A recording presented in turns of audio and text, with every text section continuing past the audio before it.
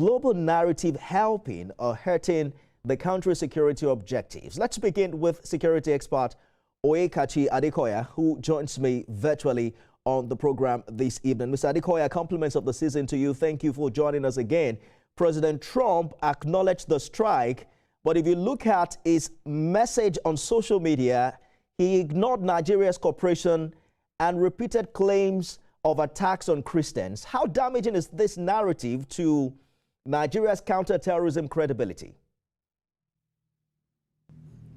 I think we're all used to President Trump and his antics for now. So I don't think it makes much of a difference. So you want to look at the statement from the Texas and you want to look at the statement from the Ministry of Foreign Affairs and weigh that government-to-government communication as what it should be.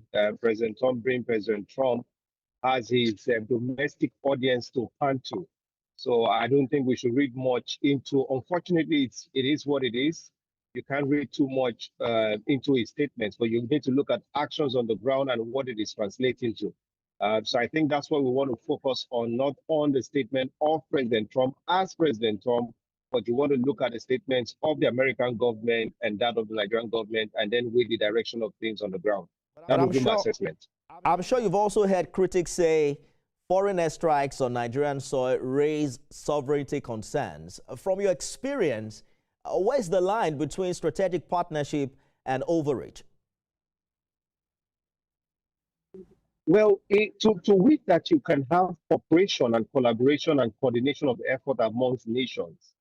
Yeah, in the twin hours of the 9/11 attacks, we saw the American government galvanize relationships.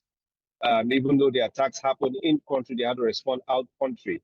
It didn't diminish the U.S. in any shape or form, though it had suffered some kind of attack.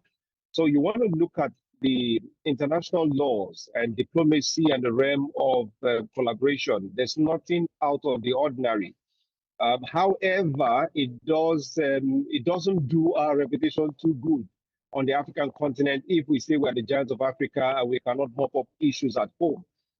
It does, however, highlight the need for the modernization of our fighting force and the onshoring of our own defense capability and the creation of a local defense industry that can meet our local needs and project our national interests, whether it be on the African continent or outside the African shores. I think the conversation should be pointing towards there, to be saying, what are the lessons we can learn from finding ourselves here?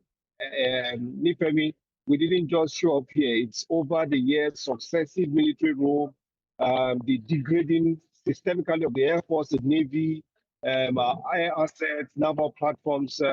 So a lot of conversations we should be having now introspectively and then looking forward. So I think those are the issues we want to focus on.